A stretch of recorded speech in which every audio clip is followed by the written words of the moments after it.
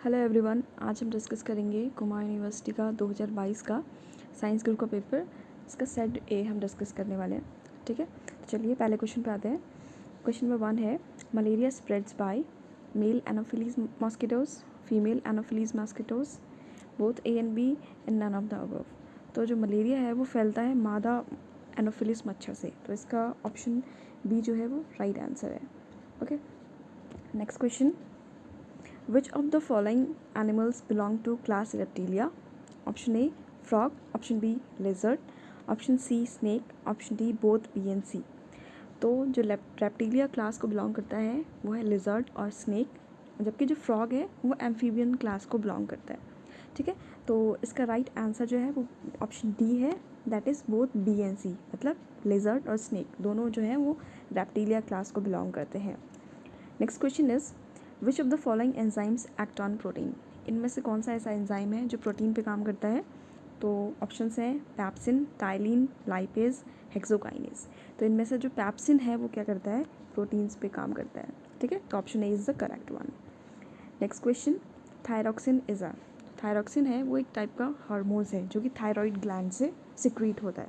तो इसके जो ऑप्शंस हैं वो है enzyme, hormone, catecholamine and coenzymes. तो इसका राइट आंसर क्या हो जाएगा? हॉर्मोन्स। थायरॉक्सिन क्या है? एक हार्मोन है। Okay, next question, theory of mutation is given by, theory of mutation is किसने दी है? वो दी है हैगो डी वरीज ने। तो इसका राइट आंसर क्या है? Option C, Hugo de Vries. Next question, how many chambers are present in our heart? तो कितने चैम्बर्स होते हैं, कितने कक्ष होते हैं ह्यूमन के हार्ट में? तो उसका राइट आंसर है 4 कक्ष होते हैं। तो इसका राइट आंसर हो गया ऑप्शन डी। ठीक है, 4 chambers. Next question, biology is study of, हमें पता है कि बायोलॉजी में क्या होता है, हम जूलॉजी और बॉटनी दोनों पढ़ते हैं। जूलॉजी मतलब study of animals, botany means study of plants. तो इसका राइट आंसर जो होगा कि biology is study of both plants and animals. So the right option is option C, both A and B. Okay.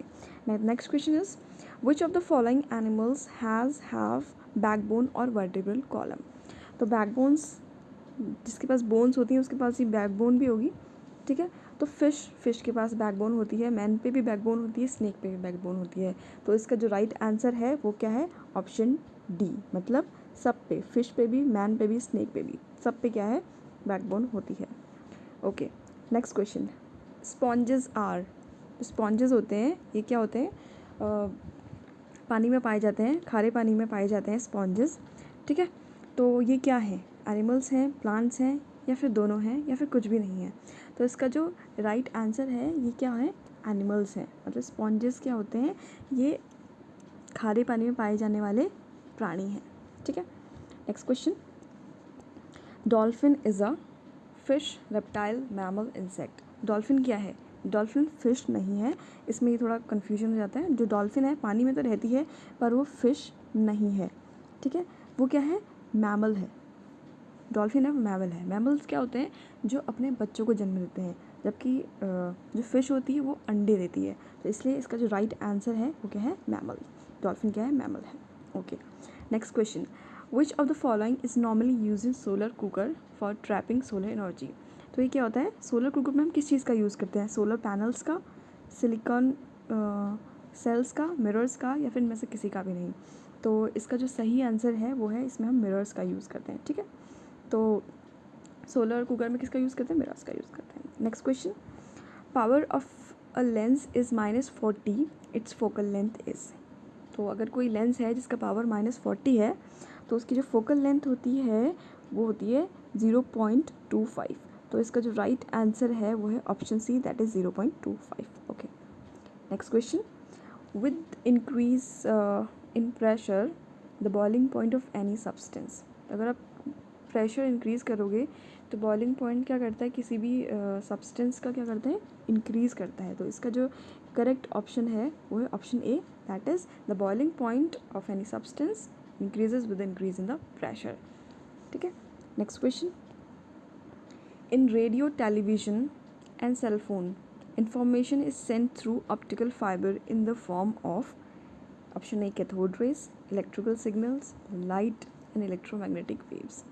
ठीक है, तो इन सब में जो सिग्नल्स भेजे जाते हैं वो किसके थ्रू भेजे जाते हैं? तो इसका जो राइट आंसर है ना वो लाइट है, क्योंकि देखो खुद ही वो उसमें कह रहा है कि ऑप्टिकल फाइबर, ऑप्टिक्स आपने एक यूनिट भी पढ़ी होगी फिजिक्स में, उसमें हम किसके बारे में पढ़ते हैं? लाइट के बारे में पढ़ते हैं। तो इसमें जो हम किसके थ्रू भेज रहे हैं? लाइट के थ्रू भेज रहे हैं। और एक और क्वेश्चन इसमें ऐसे पूछ सकता है कि वो कौन सा फिनोमिना है जिसके थ्रू ऑप्टिकल फाइबर्स में आप सिग्नल भेज सकते हो? तो उसका हम बोलते हैं टोटल इंटरनल रिफ्लेक्शन। ठीक है, तो उसमें टोटल इंटरनल रिफ्लेक्शन होता है जिसके थ्रू हमें क्या होता है? सिग्नल्स मिलते हैं। ओके, नेक्स्ट क्वेश्चन है the study of production of ionic state of matter in physics is called. ठीक है, तो ऑप्शंस हैं atomic physics, plasma physics, mechanics and nuclear physics. मतलब कि अगर आपको स्टडी करना है आयनिक स्टेट ऑफ मैटर की, तो आप किस ब्रांच, फिजिक्स की किस ब्रांच को आप स्टडी करेंगे? तो इसका आंसर है जो राइट है वो है प्लाज्मा। एक्चुअली प्लाज्मा क्या होता है? एक ऐसी स्टेट है जो कि हाई टेम्परेचर स्टेट है, जो कि किससे मिलके बनी है? आयंस और हाई एनर्जी आयंस और इलेक्ट्रॉन्स के कोलिजन से जो एनर्जी प्रोड्यूस होती है और जो स्टेट बनती है उसे हम बोलते हैं प्लाज्मा स्टेट। तो इसकी स्टडी हम कहाँ करेंगे? प्लाज्मा फिजिक्स में करेंगे। तो इसका ऑप्शन बी क्या है? करेक्ट आंसर है। ठीक है, नेक्स्ट क्वेश्चन आते हैं the magnetic field is strongest at. Magnetic field किसी मैग्नेट की स्ट्रॉन्ग होगी कहाँ पर? मैग्नेट के बीच में, नॉर्थ पोल पे, साउथ पोल पे, या फिर दोनों पोल पे? तो इसका राइट आंसर है बोथ द पोल। मतलब नॉर्थ पोल और साउथ पोल दोनों ही पोल में क्या होती है? इसकी जो क्षमता होती है वो अधिक होती है। ठीक है, नेक्स्ट क्वेश्चन पे चलते हैं। What is the gravitational potential energy for infinite distance? देखिए, अगर किसी पे भी ग्रेविटेशनल फोर्स के थ्रू अगर कोई भी दो बॉडीज़ आपस में जुड़ी हुई हैं, तो अगर हम उनको इनफाइनाइट डिस्टेंस पे लेके जाते हैं तो उनके बीच की जो ग्रेविटेशनल पोटेंशियल एनर्जी है वो बिल्कुल क्या हो जाती है? ज़ीरो हो जाती है। तो जो इसका जो राइट आंसर है वो है option A, that is zero. ठीक है, बाकी सब गलत है। उसके बाद नेक्स्ट क्वेश्चन आता है which of the following is the unit of strain.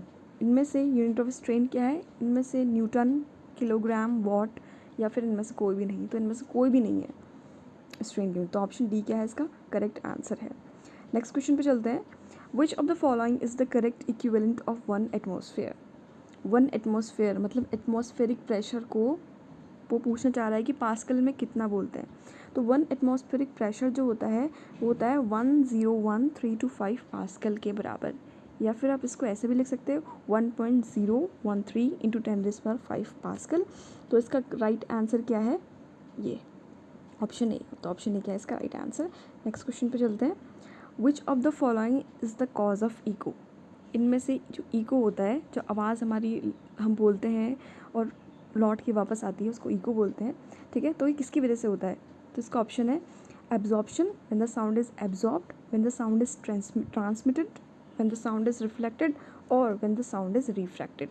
तो इसका हम देखें तो जो ईको होता है वो रिफ्लेक्शन की वजह से होता है। जब कोई साउंड किसी सोर्स से निकल रही है और क्या है, आपके कुछ दूरी पे कोई ऑब्जेक्ट रखा हुआ है और उससे टकरा के अगर साउंड आपको वापस आती है तो उसको हम इको बोलते हैं। और ये क्या है, इसमें कितना डिस्टेंस होना चाहिए सोर्स और उसके बीच का, ऐसा क्वेश्चन भी पूछ सकता है। तो अगर सोर्स और ऑब्जेक्ट के बीच का डिस्टेंस पूछ रहा है तो वो कितना होता है? 17 मीटर का डिस्टेंस होना चाहिए। ठीक है, तो इसका ऑप्शन सी क्या है? सही है। उसके बाद नेक्स्ट क्वेश्चन पे चलते हैं। Question number 21 dry gram sweets when soaked in water it absorb water bye. मतलब अगर आपने चनों को पानी में भिगो दिया तो इनमें से कौन सी प्रोसेस के थ्रू वो क्या है? पानी को एब्जॉर्ब कर रहा है? Endosmosis, osmosis, imbibition, absorption. तो इसका जो राइट आंसर है वो है इम्बिबिशन, जिसको हिंदी में अंतःशोषण भी कहते हैं। ठीक है, नेक्स्ट क्वेश्चन की तरफ चलते हैं। Transpiration is measured by. तो ट्रांसपिरेशन मेज़र करने का जो इंस्ट्रूमेंट है वो कौन सा है? Osmometer, potometer, porometer, sonometer. तो इसका जो राइट आंसर है वो है potometer, option B is correct. Next question enzymes were discovered in. जो एंजाइम्स हैं सबसे पहले डिस्कवर किए गए थे किस चीज़ में? ठीक है, तो वो डिस्कवर किए, ऑप्शन है मेज़, इकोली, यीस्ट, क्लोरेला। तो इसका जो राइट आंसर है वो है ऑप्शन सी, ईस्ट। ईस्ट में सबसे पहले एंजाइम की डिस्कवरी हुई थी। ठीक है, नेक्स्ट क्वेश्चन है about 90% of total photosynthesis of the world carried out by. जो वर्ल्ड का जो टोटल फोटोसिंथेसिस हो रहा है उसमें से 90% जो वो है किसका है? तो ऑप्शंस हैं एल्गी, ट्रीज, शर्ब्स, ब्रायो या फिर टेरिडोफाइट्स। ठीक है, तो इसका राइट आंसर है ऑप्शन ए। ठीक है, एल्गीज क्या होती हैं? मोस्ट ऑफ द एल्गीज जो हैं वो फोटोसिंथेसिस में अपना वो करती हैं, योगदान देती हैं। ठीक है, नेक्स्ट क्वेश्चन है विच एलिमेंट इज़ मैक्रोन्यूट्रिएंट्स। दो चीज़ें होती हैं, एक होता है माइक्रो, एक होता है मैक्रो। माइक्रो मीन्स बहुत less amount is required and macro means थोड़ी ज़्यादा अमाउंट में। ठीक है, तो इनमें से कौन सा ऑप्शन है? Zinc, Zn is zinc, Ca is calcium, Mo is molybdenum and Mn is manganese. ठीक है, तो इनमें से कौन सा माइक्रोन्यूट्रिएंट सबसे ज़्यादा चाहिए होता है? तो इसका ऑप्शन है कैल्शियम।